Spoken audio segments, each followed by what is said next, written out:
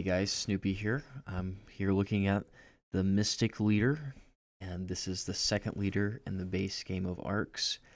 It has two abilities. The first is Attuned. When you copy or pivot in order to tax, you gain one psionic along with the taxed resource. The second ability is in setup, place agents on your material and fuel outrage slots on your player board. And then for starting resources, you start with a psionic and you start with a relic. And then for ships and buildings, it's the standard deployment with a city in A and 3 ships, a starport in B and 3 ships, and 2 ships in C. What to say about Mystic? Mystic is one of the strongest leaders in the base game. Mystic gives you a psionic when you pivot or copy the tax. So what does that mean? Well, it means that in order to use this ability, you can't have the initiative. Because if you have the initiative, you're leading, you can't copy or pivot. So this is giving you a benefit when you don't have the initiative. So if someone plays a high card or a card off suit, if you have an admin card, you can pivot. Or if someone's leading with admin, you can just choose to use any card to copy. And if you do so, you get a free action, a free resource. So even if you, as the Mystic, don't have Psionic as a city that you can tax, you can still get Psionic just by using its ability. Psionic is the pseudo-wild resource, so it lets you take any of the lead actions, including tax, if that is the lead card. So with Mystic, if someone leads with an admin card, you can spend a Psionic to tax, and then you can pivot to tax again a different city and then get that psionic back. Psionic can also pair with relic to secure cards really easily. And if you notice, Mystic starts with a psionic and a relic, so you can get a very quick card in the court. If someone leads with a mobilization card or leads with an admin card, so Mystic's very good, just because of that attuned ability. Now, what about the cryptic ability?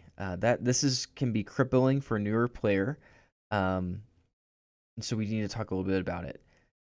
Not being able to spend material and not being able to spend fuel really limits your early game mobility and building, especially if you don't have construction cards in your first hand or second hand of cards.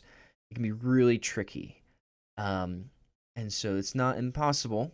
But it's something to keep in mind that you cannot use material and fuel like everyone else, even though you still can get it.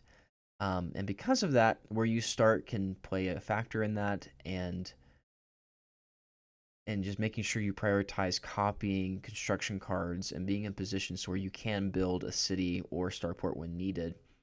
That's going to be crucial.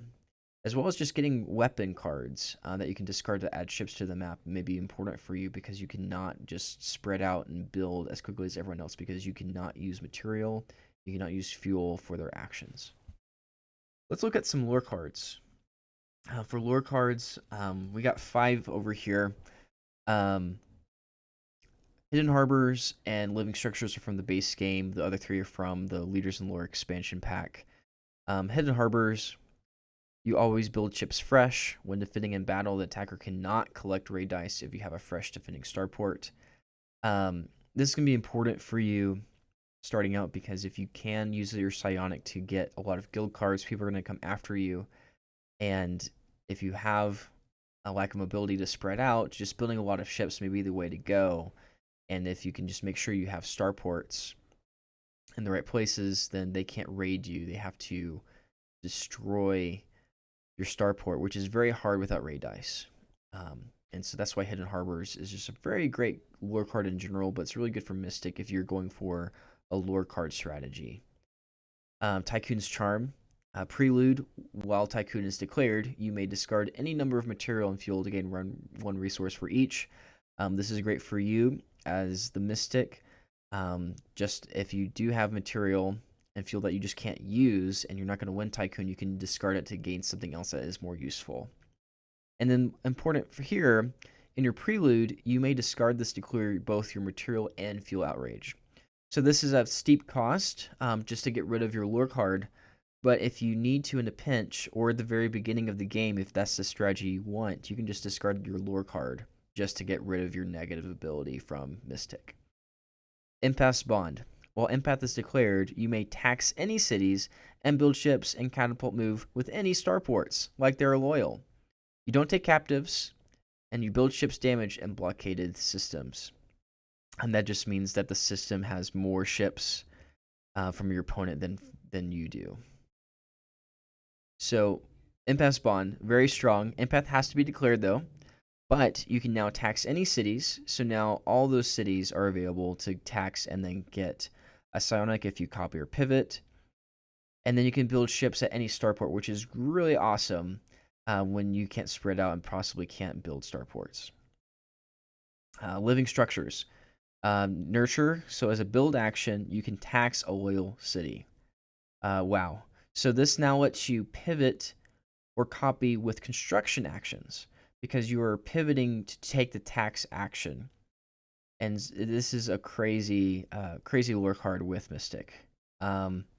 Prune, as a repair action, you can replace a loyal starport with a loyal city or vice versa. This is going to be really helpful in situations where you need to build more ships or you need to get rid of a city that someone else is taxing. It's not as useful as the nurture part where you can just tax a loyal city just with your construction cards, but it's a really great card. Finally, Warlord's Cruelty. While Warlord is declared, you may tax cities that you already taxed this turn.